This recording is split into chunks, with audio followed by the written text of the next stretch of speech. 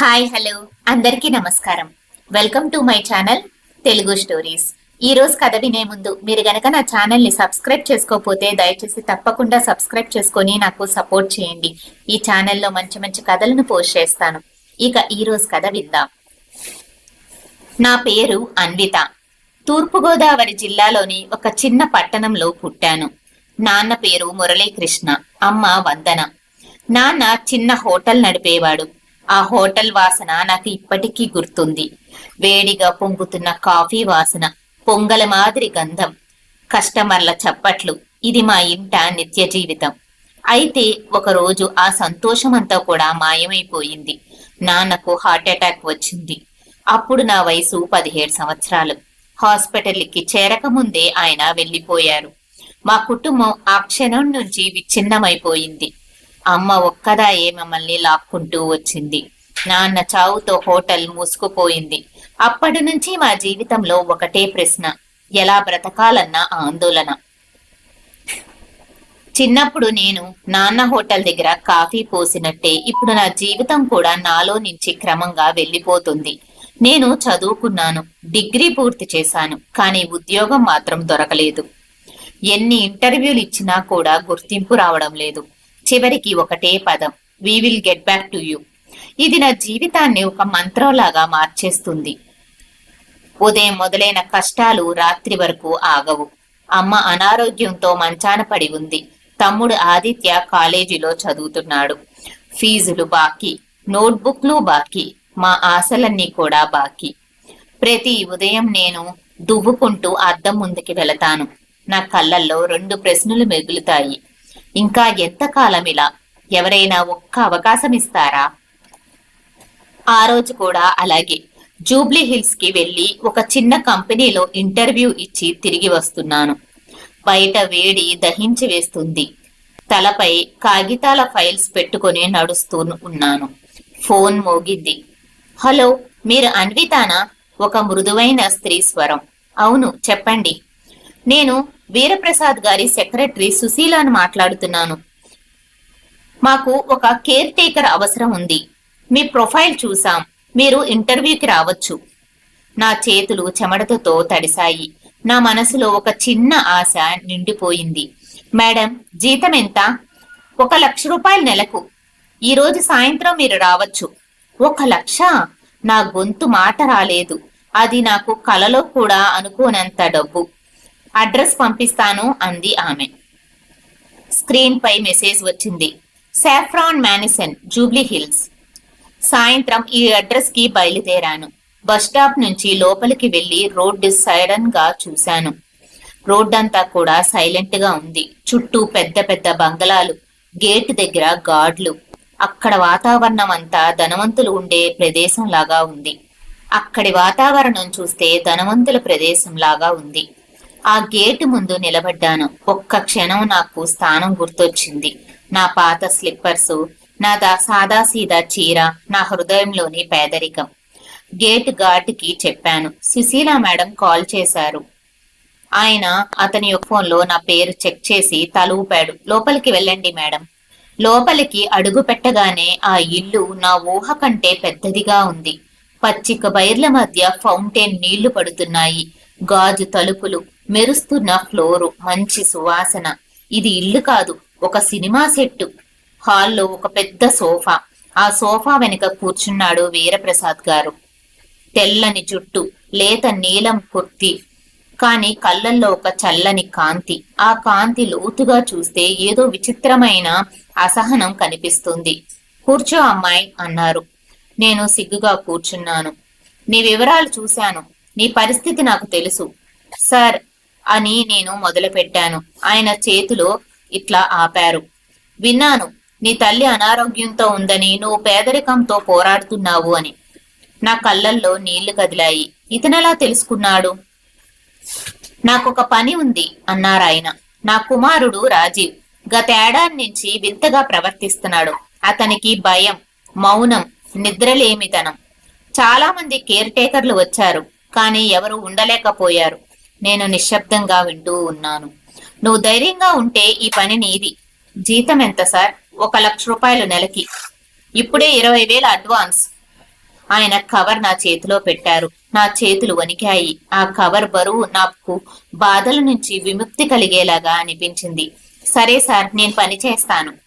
ఆయన తలూపి చెప్పారు. అద్భుతం. కానీ ఒక షరతుంది. నువ్వు ఈ ఇంట్లోనే ఉండాలి, ముఖ్యంగా రాత్రుళ్ళు. నా గొంతులో మాట రాలేదు. రాత్రి ఇక్కడే ఉండాలా? కానీ అమ్మ గుర్తొచ్చింది, తమ్ముడు ఫీజులు గుర్తొచ్చాయి. సరే సార్ అని మెల్లగా అన్నాను. నేను ఆ రోజు రాత్రి ఆ ఇంట్లో మొదటిసారిగా నిద్రపోయాను. అంత పెద్ద మంచం, అంత నిశ్శబ్దం. నా జీవితంలో మొదటిసారి ఆడంబరాన్ని చూసిన రాత్రది. కానీ నిద్ర మాత్రం రాలేదు. ఎక్కడో దూరంగా గాలి కదులుతున్న శబ్దం, గోడల వెనక ఏదో మాట వినిపిస్తున్నట్లు. నా హృదయం నెమ్మదిగా అడిగింది, ఇది నిజంగానే సాధారణమైన పని కాదేమో? ఆ రాత్రి నేను ఆ ఇంట్లో మొదటిసారి నిద్రపోయాను. కానీ నిద్ర మాత్రం నా కళ్ళకు దొరకలేదు. చుట్టూ నిశ్శబ్దం. కానీ ఆ నిశ్శబ్దం ప్రశాంతత కాదు. నేను గదిలో పక్కన ఉన్న టేబుల్ ల్యాంప్ వెలిగించాను. గోడ మీద ఉన్న పెద్ద పెయింటింగ్ పై నా కళ్ళు ఆగిపోయాయి. ఒక అమ్మాయి ఆర్ట్ పిక్చర్. ఆమె కళ్ళు నాకు నేరుగా చూస్తున్నట్లు అనిపించింది. ఇది మనసులో భయం మాత్రమే అన్విత అని నాలో నేను చెప్పుకున్నాను. ఉదయం సూర్యకిరణం కిటికీ గాజులో నుంచి లోపలికి వచ్చింది. నేను తలుపు తీయగానే గార్డెన్ లో సుశీల మేడం కూర్చున్నారు. గుడ్ మార్నింగ్ అన్విత అంది నవ్వుతూ. వీరప్రసాద్ గారు నిన్న పిలిచారు. హాల్లోకి వెళ్ళినప్పుడు వీరప్రసాద్ గారు కాఫీ తాగుతున్నారు. ఆయన తలెత్తి చూశారు. నిద్ర పట్టిందా? బాగుందా? అంతగా రాలేదు సార్, కొత్త ప్రదేశం కాబట్టి. అని మృదువుగా అన్నారు. ఇది పెద్ద ఇల్లు కదా, కొందరికి మొదట కొంచెం వింతగానే ఉంటుంది. ఆ మాటల వెనుక ఏదో అర్థం దాగి ఉన్నట్లు అనిపించింది. సుశీల నీకు రాజీవ్ గది చూపిస్తుంది. ఇప్పటి నుంచి నువ్వు అతన్ని చూసుకోవాలి. సుశీల నన్ను పై అంతస్తుకి తీసుకెళ్ళింది. గదులు పొడవుగా ఉన్నాయి. ప్రతి తలుపు మూసి ఉంది. గోడల మీద ఫోటోలు. వీరప్రసాద్ గారు, ఒక యువతి, బహుశా ఆయన భార్య, మరియు చిన్న వయసులో ఉన్న రాజీవ్. సుశీల కాస్త ఆగి మెల్లగా అంది, ఈ గదిలోకి ఎవరూ ఎక్కువసేపు ఉండరు. అతను మాట్లాడడు కూడా. నేను అడిగాను, ఎందుకు? ఆయన ఆరోగ్యం బాగోలేదా? కొన్ని విషయాలు తెలుసుకోవడం కంటే తెలుసుకోకపోవడమే మంచిది అంది. మెల్లగా వెనక్కి తిరిగి వెళ్ళిపోయింది. నేను గది తలుపు దగ్గరగా నిలబడ్డాను. తలుపు నెమ్మదిగా తట్టాను. రాజీవ్ గారు? లోపల ఎలాంటి స్పందన లేదు. మళ్ళీ తట్టాను. కొన్ని సెకండ్ల తర్వాత తలుపు కాస్త తెరుచుకుంది. ఆ లోపల కనిపించిన రూపం నాకు ఒక్కసారిగా షాక్ ఇచ్చింది. రాజీవ్. వయసు 27 లేదా 28 ఉంటుంది. తెల్లని చర్మం, లోతైన కళ్ళు, కన్ను చుట్టూ అలసట, గడ్డం కాస్త పెరిగి ఉంది. కానీ ఆ ముఖంలో ఏదో మనసును తాకే వేదన ఉంది. హలో రాజీవ్, నేను కొత్త కేర్ టేకర్ని. మీ నాన్న నన్ను పంపారు. ఆయన నా వైపు క్షణం చూశాడు. ఆ కళ్ళల్లో ఏదో మౌనం, ఏదో రహస్యం. అందరూ వస్తారు, వెళ్తారు అని తక్కువ స్వరంలో అన్నాడు. నువ్వు వెళ్తావు. నేను నవ్వాను. మనం ప్రయత్నం చేద్దాం. కాఫీ తాగుతారా? అతను తలూపాడు. ఇక్కడ ప్రతి గది ఒక రహస్యం దాగి ఉంది అని అన్నాడు మెల్లగా. ఆ వాక్యం నన్ను గందరగోళంలో పడేసింది. రహస్యమా అంటే? అతను జవాబు చెప్పలేదు. తిరిగి చూస్తూ నిలబడ్డాను. ఆ రోజంతా నేను గదిలో కూర్చుని అతని అలవాట్లు గమనించాను. అతను ఎక్కువగా మాట్లాడడు. 3 గంటలకు ఒకసారి తలుపు దగ్గర గమనించేలాగా చూస్తాడు. 10 గంటలకి గది తలుపులో నుంచి లాక్ చేసుకుంటాడు. ఒకసారి అడిగాను, ఇంత త్వరగా నిద్రపోతారా? అతను ఒకే మాట అన్నాడు, ఇక్కడ రాత్రులు సైలెంట్ గా ఉండవు. ఆ మాట విన్న క్షణం నాకు వెన్నెల్లో చలి వలిచినట్టుగా వచ్చింది. రాత్రి 10:30 అయ్యింది. నేను నా గదిలో కూర్చున్నాను. బయట వర్షం మెల్లగా పడుతోంది. హాల్లో గడియారం టిక్ టిక్ అని వినిపిస్తుంది. ఒక్కసారిగా ఎక్కడో పై అంతస్తు నుంచి కేకలు. అది రాజీవ్ స్వరం. నేను పరిగెత్తి వెళ్ళాను. గది తలుపులు బలంగా కొట్టాను. రాజీవ్ అని అరిచాను. అతను తలుపు తెరిచాడు. మొత్తం చెమటతో తడిసి, కళ్ళల్లో భయం. అది తిరిగి వచ్చింది. ఎవరు తిరిగి వచ్చారు? అతను కిటికీ వైపు చూపించాడు. కిటికీ తెర కదిలింది. చల్లని గాలి లోపలికి వచ్చింది. అది వాసన, అదే సువాసన. అది ప్రతి రాత్రి వస్తుంది. నేను కిటికీ దగ్గరికి వెళ్ళాను. ఏమీ లేదు, కేవలం వర్షం, తడిమట్టి వాసన. ఇది నీ భ్రమ రాజీవ్, నువ్వు ఎక్కువగా ఆలోచిస్తున్నావు అని చెప్పాను. అతను కదిలి తల ఊపాడు. ఇక్కడ నిజం చెప్పని వారికి స్థలం ఉండదు అన్విత. అతను నా పేరు ఎలా తెలుసుకున్నాడు? నేను చెప్పలేదు కదా. ఆ రాత్రి నాకు నిద్ర రాలేదు. ఇతని మాటల్లో ఏదో భయం ఉంది, కానీ ఆ భయం ఎవరినీ కూడా తాకడం లేదు. కేవలం గోడలు మాత్రమే వింటున్నాయి. రాత్రి 12 దాటింది. హాల్లో నుంచి అడుగుల శబ్దం. నేను తలుపు తెరిచి చూశాను. ఎవ్వరూ లేరు, కాని వాసన మాత్రం వస్తుంది. లావెండర్ సువాసన. ఆ రాజీవ్ చెప్పిన అదే సువాసన. నా చేతులు వణికాయి. ఉదయం నేను వీరప్రసాద్ గారిని కలిశాను. సార్, రాజీవ్ రాత్రులు భయపడుతున్నారు, అతనికి చికిత్స అవసరం అన్నాను. ఆయన ముఖం ప్రశాంతంగా ఉంది. అతను బాగానే ఉన్నాడు అన్విత, నువ్వు అతనితో ఎక్కువ మాట్లాడకపోవడమే మంచిది అన్నాడు. కానీ సార్, నేను చెప్పినట్లు చెయ్యి అని గట్టిగా అరిచారు. అతని ఆ స్వరం నన్ను స్తంభింపజేసింది. ఆ రోజు సాయంత్రం సుశీల మేడం నా దగ్గరికి వచ్చింది. నువ్వు సార్తో ఏదైనా మాట్లాడావా? అవును మ్యామ్, రాజీవ్ గురించి మాట్లాడాను. ఆమె కళ్ళు పెద్దదయ్యాయి. ఇక్కడ ఎవరి గురించి మాట్లాడాలో ఎవరి గురించి మాట్లాడకూడదో తెలుసుకోవడం నేర్చుకో. ఈ ఇల్లు కనిపించేంత సరళంగా లేదు అంది. రాత్రి అవగానే రాజీవ్ గదిలో నుంచి మళ్లీ కేకలు. ఈసారి మరింత భయంకరంగా. నేను పరిగెత్తి వెళ్ళాను. అతను మంచం మీద కూర్చొని, నువ్వు వెళ్ళిపో అన్విత, ఈ ఇల్లు మనల్ని మింగేస్తుంది అని అరిచాడు. ఏమైంది రాజీవ్, ఎవరు భయపెడుతున్నారు అన్నాను. మా నాన్న, ఆయన నన్ను రక్షించడం లేదు, నన్ను బంధించాడు అన్నాడు. ఆ రాత్రి నేను మొదటిసారి నిజంగా భయపడ్డాను. వీరప్రసాద్ గారు రాజీవ్ని భయపెడుతున్నారా? ఆ గదిలో సువాసన మళ్లీ వచ్చింది. ఇవన్నీ ఒకే కథ చెబుతున్నాయి. ఇది కేవలం ఒక ఇంటి కథ కాదు, ఇదేదో ఒక పెద్ద రహస్యం ఉంది దీనిలో అన్నట్లు అనిపించింది.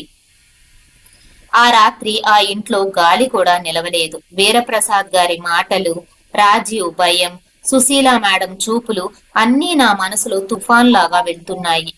నేను అద్దం ముందు కూర్చున్నాను. నా ముఖం కళ్ళల్లో అలసట, కానీ ఆ కళ్ళల్లో ఒక ప్రశ్న, ఇక్కడ అసలు ఏం జరుగుతుంది? రాత్రి 11 దాటింది. గదిలో లైట్స్ ఆఫ్ చేశాను. అంతలో తలుపు తట్టిన శబ్దం. అన్విత అంది సుశీల మేడం. అది సుశీల మేడం స్వరం. సార్, నిన్ను పిలిచారు. హాల్లో వీరప్రసాద్ గారు ఒంటరిగా కూర్చున్నారు. ముందు టేబుల్ మీద ఒక కవర్. రా అన్విత అన్నారు. ఆ స్వరం మొదటిసారిగా గట్టిగా అనిపించింది. సార్, మీరు రాత్రి ఇంటి పిలిచారు? నాకొక పని ఉంది. ఆయన కళ్ళు నేరుగా నా కళ్ళల్లో చూశాయి. నా కుమారుడు రాత్రులు భయంతో వణుకుతున్నాడు. అతనికి చికిత్స అవసరం లేదు, ధైర్యం అవసరం. అది నువ్వు ఇవ్వగలవా? నువ్వే ఇవ్వాలి అన్నాడు. నేను మౌనంగా ఉన్నాను. ఈ రాత్రి అతని గదిలో నువ్వు ఉండాలి అన్నాడు. నా శరీరం ఒక్కసారిగా వణికిపోయింది. సార్, ఇది సరైనది కాదు. ఇదిగో అని కవర్ నా ముందు ఉంచారు. అందులో 5 లక్షలున్నాయి. నువ్వు ఈ రాత్రి గడిపితే నీ తల్లి చికిత్స మొత్తం నేనే చూసుకుంటాను. నీ తమ్ముడు చదువు కూడా కొనసాగించగలుగుతాడు అన్నాడు. ఆ మాటలు నా చెవుల్లో మోగాయి. నీ తల్లి ప్రాణం, నీ తమ్ముడు భవిష్యత్తు నీ చేతుల్లో ఉన్నాయి అన్నాడు. నా గుండె 2 వైపులా లాగుతుంది. సార్, ఇది పాపం కాదు అన్విత, ఇది సేవ అన్నాడు. ఆ చల్లని నవ్వు వెనక దాగిన రాక్షసత్వం నాకు కనిపించలేదు. నా మనసు ఆపలేకపోయింది. సరే సార్ అని మెల్లగా చెప్పాను. రాత్రి 10 గంటలకు నేను రాజీవ్ గది వైపు నడిచాను. గదికి ముందు సుశీల నిలబడి ఉంది.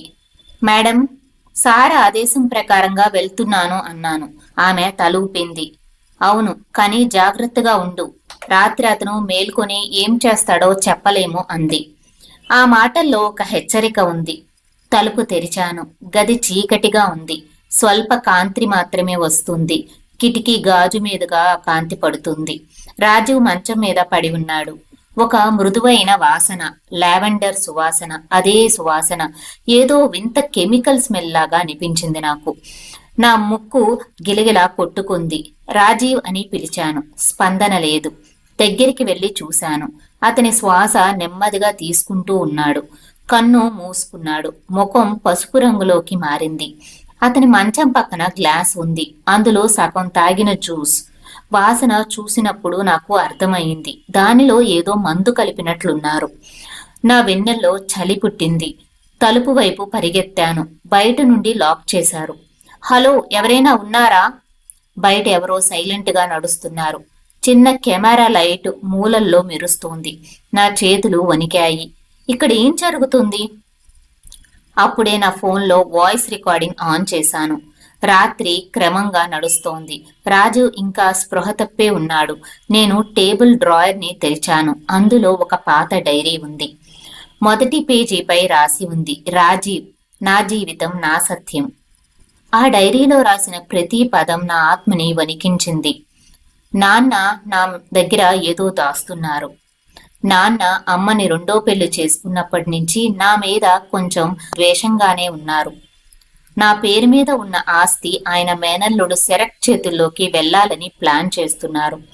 అందుకే నన్ను మానసిక రోగిగా చూపించాలనుకుంటున్నారు. ప్రతి రాత్రి మందు కలిపిన పానీయం నాకు ఇస్తున్నాడు. నేను మెలకులో ఉన్నప్పుడు నా గదిలోకి ఎవరినో వస్తున్నారు. ఎవరో కెమెరా రికార్డింగ్ చేస్తున్నారు. వాళ్ళు దాక్కొని నన్ను రికార్డ్ చేస్తున్నారు. నన్ను పిచ్చివాడిగా నిరూపించే ఆధారాలు సృష్టించాలని చూస్తున్నారు అని రాసి ఉంది. నా చేతులు వణికాయి. నా కళ్ళల్లో కన్నీళ్లు వచ్చాయి. రాజీవు పిచ్చివాడు కాదా? అతను బలహీనుడు కాదా? అతను ఒక కుట్రకి బలైపోతున్న మనిషా? అప్పుడు తలుపుల వెనకాల అడుగుల శబ్దం. ఎవరో సైలెంట్ గా మాట్లాడుతున్నారు. సమయం దగ్గర పడుతుంది సుశీల, రికార్డింగ్ సెట్ చేశావా? నా గుండె ఒక్కసారిగా గట్టిగా కొట్టుకుంది. అది వీరప్రసాద్ గారి స్వరం. నేను వెంటనే నా ఫోన్ రికార్డింగ్ ఆన్ చేశాను. బెడ్ కింద ఉంచాను. కొన్ని నిమిషాల తర్వాత తలుపులు తెరిచారు. వీరప్రసాద్, సుశీల ఇద్దరూ కూడా లోపలికి వచ్చారు. వీరప్రసాద్ చేతిలో కెమెరా ఉంది. ఇప్పుడు అతని మానసిక స్థితి పూర్తిగా ధ్వంసం అయ్యిందని చూపిద్దాం అన్నారు. ఈ ఫుటేజ్ తో కోర్టులో ఆస్తి నా మేనల్లుడికి వస్తుంది అంటూ మాట్లాడుతున్నాడు. ఆ మాటలు విన్న క్షణం నా రక్తం మరిగిపోయింది. నన్ను కూడా ఈ ప్లాన్ లో వాడుకుంటున్నారా సార్ అని అరిచాను. వీరప్రసాద్ ఒక్కసారిగా నన్ను చూసి బిగ్గరగా అరిచారు, నిశ్శబ్దంగా ఉండు, నీకు సంబంధం లేని విషయం. ఆ క్షణం నాకు భయం వేసింది. ఆయన చేసే పాపం చూసి నా లోపల నా ధైర్యం కూడా భయపడుతుంది. నేను నా ఫోన్ రికార్డింగ్ ఆన్ లో ఉందా లేదా అని మళ్ళీ చెక్ చేసుకుని కన్ఫర్మ్ చేసుకున్నాను. వారిద్దరి మాటలు స్పష్టంగా రికార్డ్ అవుతున్నాయి. సార్, మీరు చేస్తున్నది నేరం అని గట్టిగా అన్నాను. ఈ రాత్రి మీరు గెలుస్తున్నాననుకుంటున్నారు, కానీ రేపు సత్యం గెలుస్తుంది సార్ అన్నాను. వీరప్రసాద్ చల్లగా నవ్వి, సత్యం ఎప్పుడూ డబ్బుకే వంగిపోతుంది అన్విత అన్నాడు. కాదు సార్, సత్యం నిద్రపోయినా మేల్కొని పోరాడుతుంది అని నేను కఠినంగా అన్నాను. అతను నా వైపు నడవబోయాడు. ఇంతలో రాజుకి మెలకు వచ్చింది. అతని కళ్ళల్లో మంట. నాన్న, నీ సత్యం బయటపడుతుంది. వీరప్రసాద్ ఒక్కసారిగా వెనక్కి తగ్గాడు. రాజీవ్, ఇదంతా నీ మంచి కోసమే. నీ మంచితనం నా చావుకు తెస్తుంది నాన్న. ఆ స్వరం అంత లోతుగా ఉంది. గోడలే కనిపించటం లేదు. నేను వెంటనే ఫోన్ తీసి పోలీసులకి కాల్ చేశాను. కొన్ని నిమిషాల్లో సైరన్ శబ్దం ఆ ఇంటి బయట వినిపించింది. వీరప్రసాద్ ని అరెస్ట్ చేశారు. సుశీల కూడా పోలీసులు అరెస్ట్ చేసి తీసుకెళ్లారు. ఆ రాత్రి నా చేతులు వణుకుతూనే ఉన్నాయి. కానీ నా మనసులో ఒక ప్రశాంతత. రాజీవ్ నిశ్శబ్దంగా నా ముందుకు వచ్చి అన్నాడు, నువ్వు నా జీవితాన్ని కాపాడావన్విత. సత్యాన్ని నిరూపించావు. నువ్వు సాక్షివి. నేను మృదువుగా నవ్వి, నేను కాపాడింది నీ జీవితం కాదు రాజీవ్, నా గౌరవం అన్నాను. కొన్ని నెలల తర్వాత వీరప్రసాద్ కేసు కోర్టులో నిరూపితమైంది. రాజీవ్ ఆస్తి తిరిగి అతని పేరు మీదకే వచ్చింది. అతను నన్ను కలవాలనుకున్నాడు. అన్విత, నేను నీతో జీవితాన్ని గడపాలనుకుంటున్నాను. నేను క్షణం ఆలోచించాను. రాజీవ్, నేను నిన్ను ప్రేమతో కాదు, బాధ్యతతో రక్షించాను.